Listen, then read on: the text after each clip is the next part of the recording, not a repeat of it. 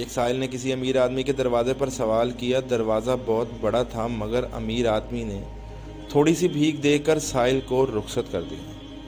اگلے روز سائل ایک کلہاڑی لے کر وارد ہوا اور دروازے کے گرانے کا ارادہ کرنے لگا۔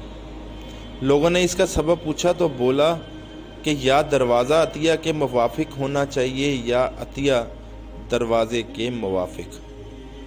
اللہ تعالیٰ کا دروازہ رحمت سب دروازوں سے بڑا دروازہ ہے، اس لیے ہم گناہ گاروں کو اس امر کی امید ہے کہ خدا تعالیٰ اپنے اس دروازے رحمت سے ہم گناہ گاروں کو مایوس نہ لوٹائے گا اور اپنی رحمت کے موافق ہمیں بھیک دے گا۔